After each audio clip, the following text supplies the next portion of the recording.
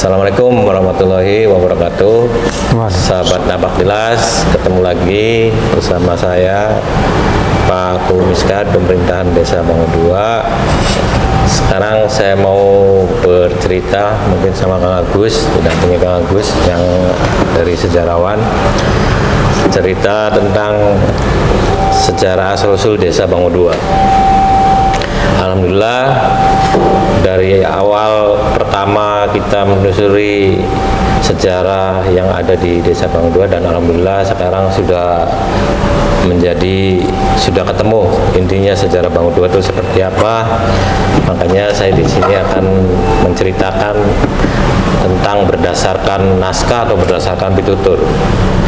Jadi kalau berdasarkan naskah yang ada di Kanoman, nanti Kang Agus yang mungkin lebih detailnya, bahwa sejarah Bango 2 itu menceritakan Mbah Kuwu mengutus anaknya Arya Menger atau Pangeran Cirebon atau Kusirwana dicampur, mungkin campur bahasa Jawa nggak apa-apa lah, dikongkon totor alas Kang Minangka ningkono ana ciri ranu atau danau bahasa Jawa, ningkono ana segerombolan manuk bango akeh, maka dikongkon mandeg karena ciri tersebut adalah ciri tanah yang subur.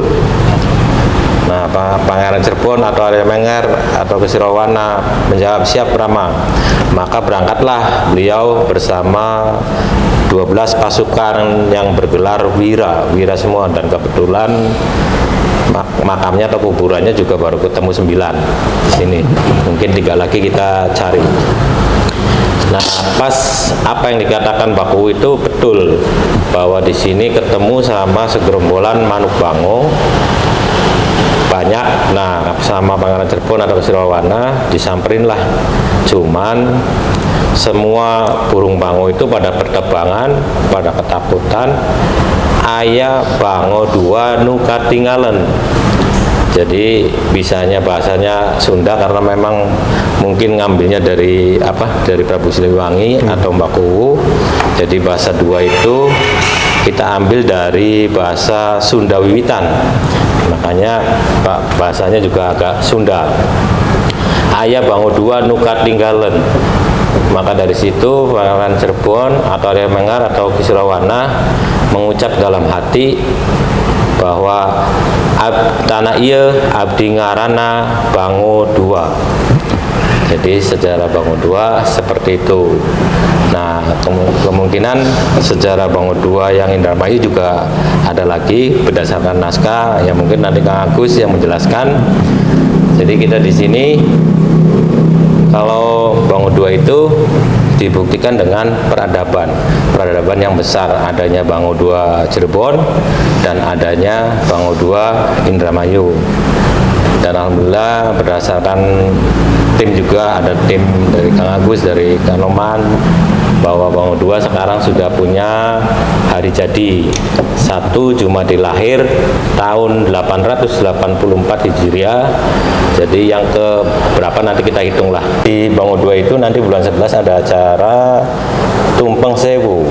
Nah, kenapa ada acara Tumpeng Sewu? Karena memang sejarahnya kalau buyut saya itu dikasih senjata atau warisan itu golok cabang sama pendil sewu. Makanya di situ menyatu. Kenapa nggak boleh jualan nasi? Ya karena kemungkinan kita punya pendil sewu. Nah, sedangkan kalau pendil sewu sendiri itu kan pusakanya Mbah Kuwu. Nah, makanya orang Bango 2 ini kan sudah dikasih warisan tuh, golok cabang sama pendil sewu. Nah, dikasih warisan, supaya warisan itu kita dapat, ya harus seperti apa kan? Kalau warisan itu kan harus diurus. Makanya kita di sini orang Bango 2 kalau bisa di bulan 11 itu nanti diharapkan bisa membuat tumpeng. Satu rumah bikin satu tumpeng. Nah, kita berkumpul bersilaturahim di desa. Makanya ada judul Tumpeng Sewu. Kapan lagi satu desa kita bersilaturahim atau bersatu?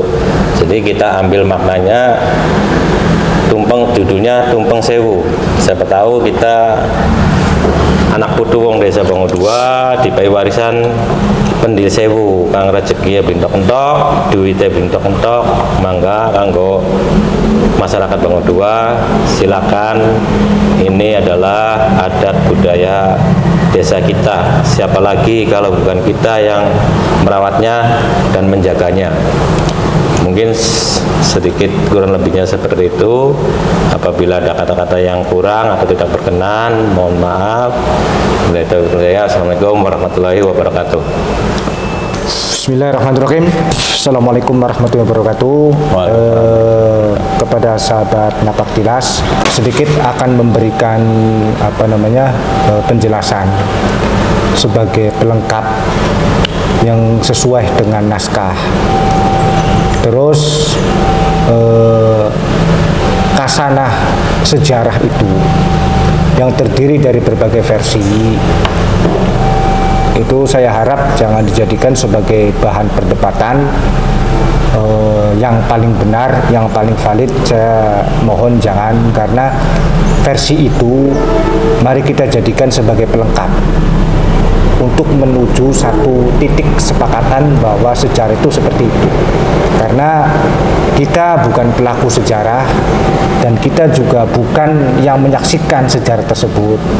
Saya hanya mengutip dari tulisan-tulisan leluhur yang tertulis di dalam manuskrip kuno yang ada di keraton yang menjelaskan tentang peristiwa terciptanya desa Bango 2 yang ada di Kecamatan Kelangenan dan Bango 2 yang ada di Indramayu. Terkait dari perjalanan sejarah itu yang tertulis di dalam manuskrip, nah bila mana ada perbedaan baik dari sejarah pitutur ataupun sejarah yang ditulis oleh leluhur-leluhur zaman dulu, saya harap sekali lagi jangan dijadikan sebagai ajang perdebatan untuk mencari yang paling benar. Karena kembali kita bukan pelaku sejarah, akan tetapi masing-masing punya pedoman, yang mana pedoman itu mengarah kepada satu tujuan, dan tujuan itu tidak lain tidak bukan untuk melestarikan adat budaya, dan hitung-hitung kita berterima kasih kepada leluhur, yang mana leluhur itu memperkenalkan kita terhadap agama Islam. Juga hitung-hitung kita sebagai wujud bentuk terima kasih kita terhadap leluhur, karena berkat perjuangan beliau kita hidup dan menikmati peninggalan-peninggalan beliau, termasuk agama Islam yang sekarang kita anut. Jadi sudah sewajarnya kita berterima kasih terhadap para leluhur yang berkelana terhadap agama. Lewat apa? Lewat perjalanan beliau yang tertulis dalam manuskrip-manuskrip, diantaranya adalah sejarah. Berawal dari satu titik peradaban, di mana peradaban itu di zaman kerajaan Pajajaran, yaitu wilayah kekuasaan Kawali saat itu, yang dikuasai atau yang dipimpin oleh Raja Cakrangnirat yang berada di Rajagali. Dahulu Waringin Pitu itu menjadi pintu di mana masyarakat saat itu menyetorkan upeti kepada Raja Galuh, dan upeti tersebut dikoordinir oleh wilayah-wilayah sebagai perwakilan yang ada di daerah Wanagiri Gajah yang sekarang menjadi Palimanan, Waringin Pitu yang sekarang wilayahnya itu diantaranya Bango 2 sekarang. Karena zaman dulu Kanjeng Pangeran Cakrabuana itu membangun Cirebon, membangun Keraton Pakudiah itu lewat jalan silaturahmi. Dan diantaranya negara-negara tersebut kalau kita urut dari wilayah timur, diantaranya adalah Kerajaan Pasir Luhur yang sekarang menjadi Banyumas. Pasir Luhur itu dipimpin oleh seorang senopati atau raja saat itu, yaitu Senopati Arya Kamandaka, yang notabene masih keturunan Prabu Siliwangi atau Prabu Wisnu Kencana. Terus ke daerah Brebes di bantaran Kali Cisanggarung, di situ ada kerajaan juga yang dipimpin oleh Banyak Ngampar. Nah, Banyak Ngampar itu masih saudaranya Arya Kamandaka, dan secara hubungan kekeluargaan berarti antara Pangeran Arya Kamandaka dan Pangeran Banyak Ngampar itu adalah masih saudara dengan Pangeran Cakrabuana. Terus di daerah Astana Japura, di situ ada kerajaan juga yang dipimpin oleh Amuk Marugul yang masih keturunan Wisnu Kencana. Berarti antara Wisnu Kencana, Banyak Ngampar, dan Arya Kamandaka masih saudara. Terus ada Indragiri. Indragiri yang sekarang menjadi Talun atau Cirebon Girang. Di situ ada Ki Gedeng Kasmaya yang masih keturunan Wisnu Kencana. Terus ada lagi Kutawaru Gede. Kutawaru Gede itu adalah sebuah kerajaan kecil masih bawahan Pajajaran yang dipimpin oleh Prabu Sucidharma. Prabu Sucidharma masih keturunan Prabu Wisnu Kencana, berarti antara Prabu Wisnu Kencana dengan Baku Cirebon atau Pangeran Cakrabuana itu masih saudara. Terus ada lagi namanya Waringin Pitu. Waringin Pitu juga masih ke Adipati yang dipimpin oleh Adipati Maesa Bhairawa, putra dari Prabu Siliwangi dari istri yang lain. Berarti antara Pangeran Cakrabuana dan Maesa Bhairawa itu adalah saudara.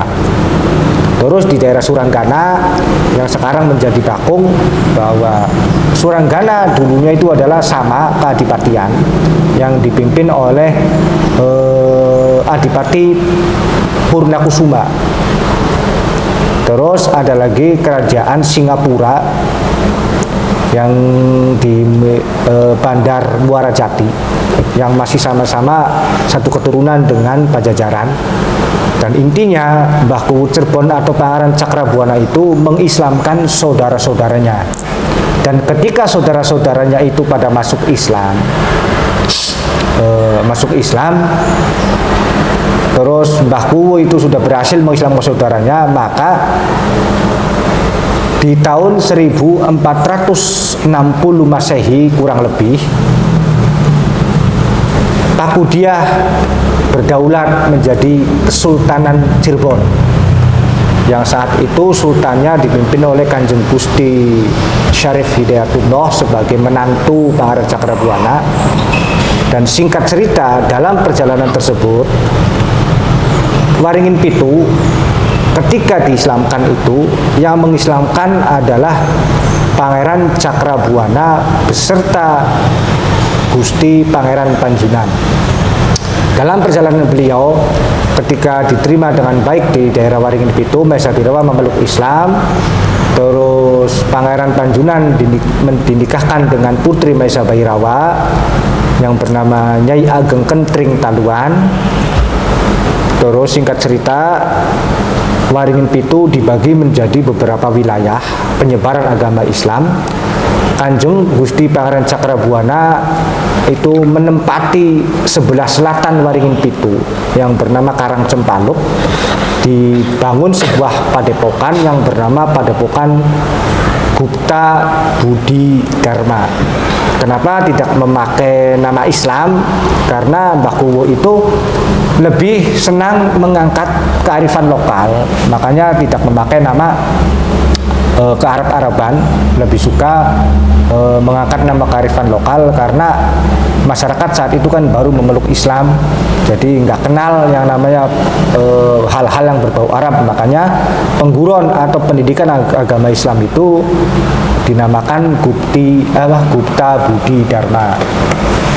Singkat cerita, Pangeran Cakrabuana itu pengen membangun fasilitas sebagai akses untuk mempermudah ketika ada tamu dari mancanegara, baik dari Demak baik dari Aceh, baik dari Tumasik, baik dari Cempa, ketika mau berguru agama Islam, nah itu diberikan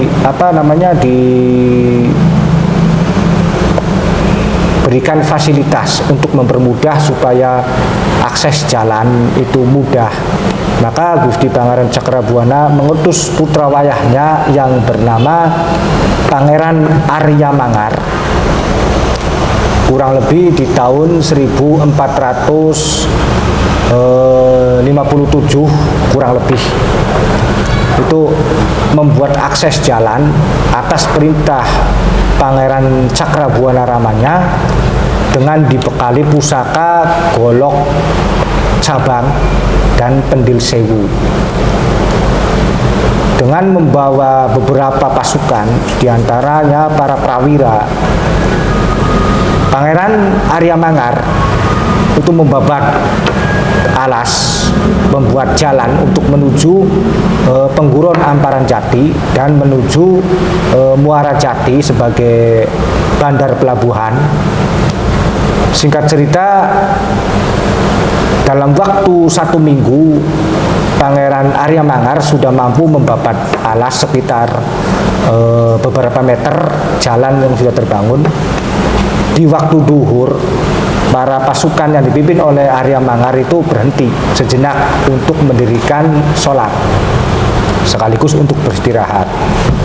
Kebetulan Pangeran Arya Manggar itu beristirahat di pinggiran danau, namanya Ranu Kedung Cangak.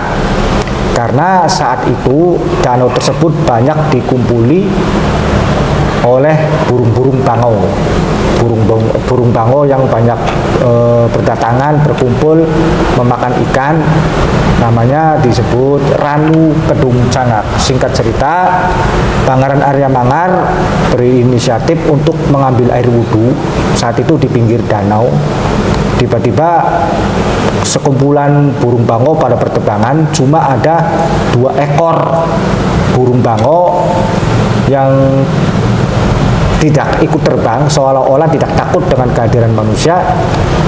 Di dalam hati Pangeran Arya Manggar bergumam dengan logat bahasa Sunda. Kenapa bahasa Sunda? Karena sejatinya Pangeran Arya Manggar itu putra Pangeran Cakrabuana dengan ibu Nyimas Kencana Larang yang sama-sama orang Sunda. Maka sejak kecil beliau berbahasa Sunda.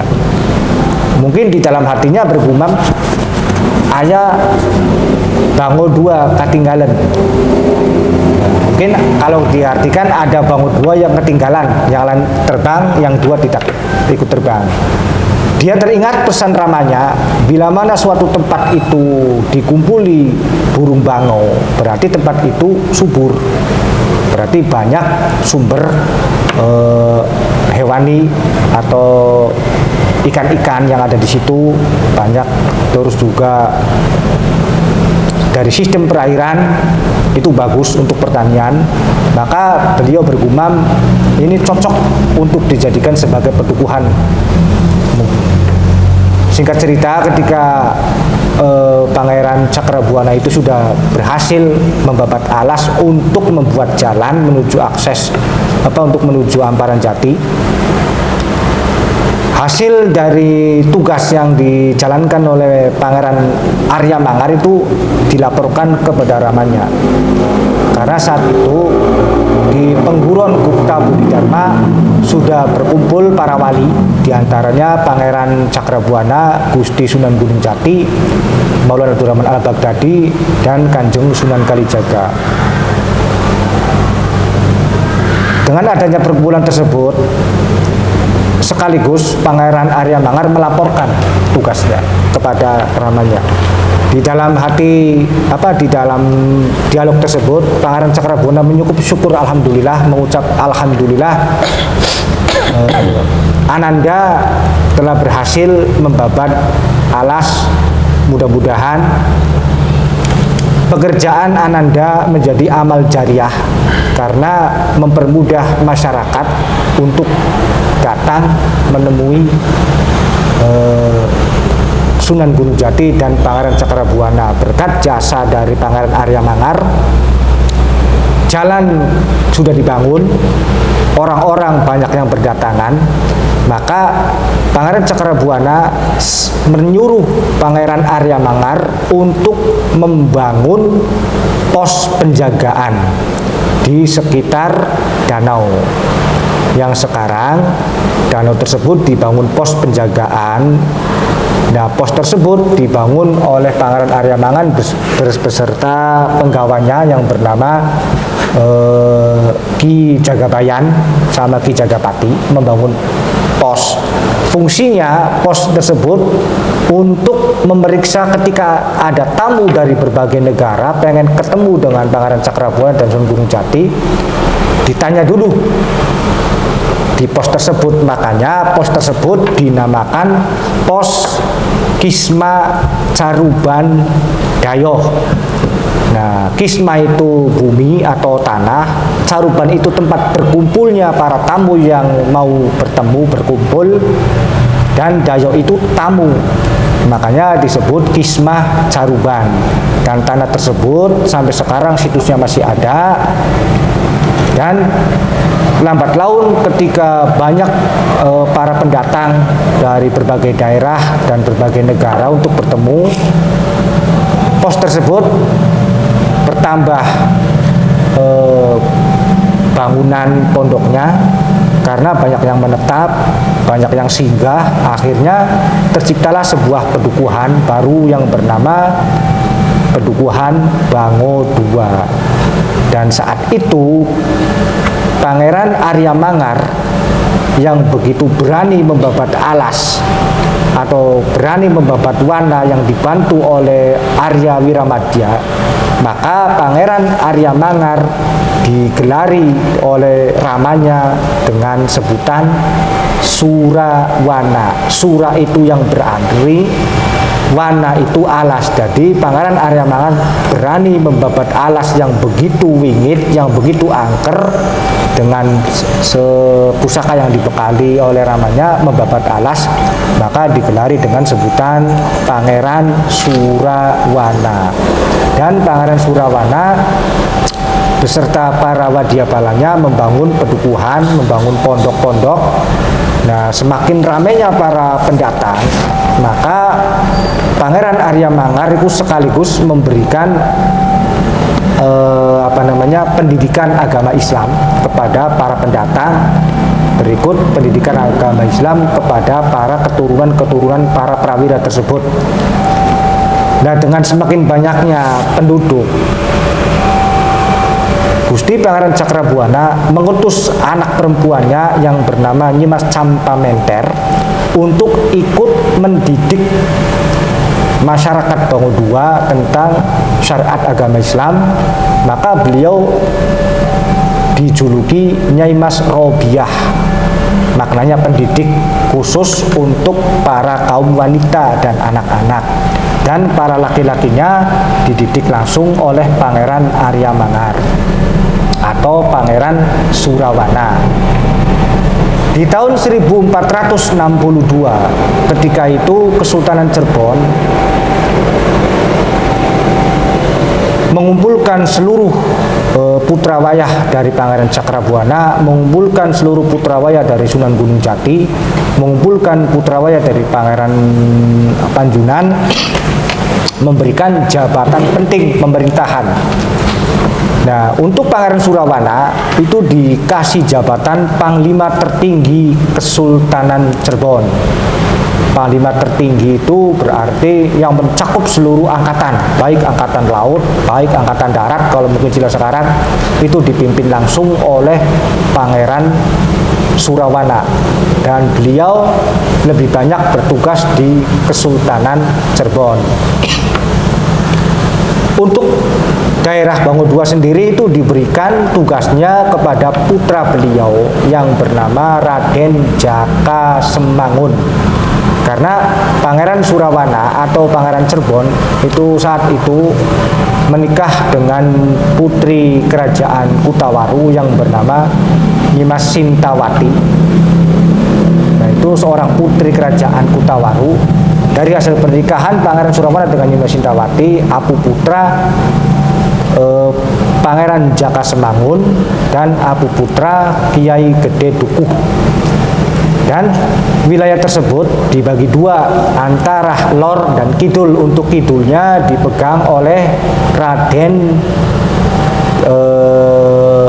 Jaka Damar atau Raden Kiai Gede Dukuh. Untuk wilayah utaranya Raden Jaka Semangun, dan Pangeran Surawana bertugas di Kesultanan Cirebon. Tapi sesekali beliau hadir di sini karena Bangu II itu adalah bagian dari totor alasnya Pangeran Surawana. Terus di tahun sekitar 460 sekian, Pangeran Surawana itu diutus untuk mengislamkan kerajaan Manukrawa yang berada di bantaran Kali Cimanuk. Perjalanan beliau itu membawa beberapa pasukan, sekitar 100 lebih pasukan, itu untuk menyebarkan agama Islam. Singkat cerita, perjalanan beliau itu sampailah ke daerah Tegal Gubuk, sekarang nama Tegal Gubuk, berhenti di situ menyebarkan agama Islam, dan beliau berputra di situ. Putra beliau yang di Tegal Gubuk bernama Pangeran atau Ki Gede Sura, sama dengan nama ayahnya Ki Gede Suro, yang sekarang dikenal dengan Ki Gede Suropati. Nah, singkat cerita, sampailah beliau itu di pinggiran Kali Cimanuk sambil memandangi sekelilingnya. Sebelum berangkat, beliau itu dipeseni sama ramanya, setiap daerah itu tidak jauh dari pesawahan, karena pesawahan itu pasti dekat dengan pedukuhan. Cirinya ketika ada pesawahan pasti banyak perkumpulan bangau-bangau yang berterbangan. Singkat cerita, ketika menyeberang dari Sungai Kali Cimanuk, beristirahatlah para pasukan Cirebon itu beristirahat di sebuah pulau di pinggiran bantaran Kali Cimanuk. Para pasukan saat itu mendirikan tenda sambil meneliti atau mengawasi wilayah tersebut, masih jauhkah kerajaan Cimanuk, apakah sudah dekat. Pangeran Surawana mendirikan tenda sekaligus mengamati, dan ternyata perjalanan beliau ketika babat alas di Cirebon sama di Manukrawa itu sama, menemukan sekumpulan burung bangau. Maka beliau itu menandai tempat itu dengan menanam 3 buah pohon, diantaranya pohon kepu, pohon asem, sama pohon beringin. Dan dia berucap, tempat ini besok akan kujadikan sebagai tempat persinggahan dan pedukuhan untuk mengajarkan agama Islam. Maka tempat itu dikasih tanda berupa prasasti, yang sekarang masih ada itu adalah pohon dengan 3 pohon, dan batunya mungkin entah itu hilang atau apa. Sebagai penanda atau sebagai penanda ciri khas, beliau menanam batu, terus ditulis, dan menanam pohon. Sampai sekarang pohon masih ada, tapi batunya entah itu hilang atau apa, wallahu alam. Singkat cerita, beliau melakukan perjalanan ke sebelah utara sampai di titik di mana kerajaan Manukrawa berada. Singkat cerita, Pangeran Surawana mengabarkan bahwa Gusti Sunan Gunung Jati mengajak Prabu Manukrawa untuk memeluk Islam. Prabu Manukrawa menerima dengan baik ajakan memeluk Islam. Singkat cerita, ketika sudah masuk Islam oleh Ki Surawana, pulanglah Ki Surawana dengan kembali menempati tempat yang tadi dibangun. Dan sampai sekarang tempat itu sama dinamakan Bangu II, sesuai dengan totor alas beliau yang ada di Cirebon. Singkat cerita, beliau kembali ke Cirebon melaporkan hasilnya kepada Sunan Gunung Jati dan ramanya. Jadi perjalanan beliau di Pangeran Surawana yang di Cirebon dan yang di Dermayu itu ternyata sama. Artinya ditandai dengan adanya sekumpulan burung bango. Mungkin di sana dinamakan Pulau Cangak. Kalau di sini Ranu Kedung Cangak, kalau di sana Pulau Cangak, sama-sama bango. Mungkin seperti itu apa yang sudah tertulis di dalam manuskrip kuno. Kurang lebihnya mohon maaf, karena apa yang saya ceritakan itu hanya mengutip dari 99 naskah-naskah kuno. Sempurna atau tidaknya wallahu alam, karena mungkin masih banyak kekurangan, kesempurnaan itu masih misteri. Moga-moga penjelasan ini menjadi Bisa sebuah menjadi sudut acuan, pandang. sebuah acuan atau sebuah referensi bila mana ada yang pengen mengetahui tentang sejarah Bango II yang ada di Cirebon dan sejarah Bango II yang ada di Indramayu. Mungkin seperti itu, mohon maaf atas segala kekurangan yang akan saya utarakan. Kurang lebihnya, Assalamualaikum warahmatullahi wabarakatuh. Waalaikumsalam warahmatullahi wabarakatuh. Ya, baik. Tadi mengutip tadi dari Kang Agus sendiri, dan alhamdulillah kami pemerintah Desa Bango II sedang membuat buku sejarah asal-usul Desa Bango II yang mungkin nanti di tahun sekarang ini nanti diluncurkan. Jadi berharap untuk masyarakat sendiri bisa mengetahui sejarahnya, mengetahui asal-usul, adat dan lain sebagainya. Makanya adat-adat yang hilang alhamdulillah sekarang sudah mulai berjalan lagi berkat penelusuran sejarah. Pada intinya apa yang tadi disampaikan Kang Agus, di sini bukan untuk ajang perdebatan, tapi di sini kita melestarikan yang namanya adat dan budaya. Jadi barangkali ada masukan yang belum tersampaikan, silakan nanti disampaikan di sini untuk melengkapi. Jadi mungkin itu saja Bapak Tilas dari kami pemerintah Desa Bango II. Kurang lebihnya mohon maaf. Assalamualaikum warahmatullahi wabarakatuh.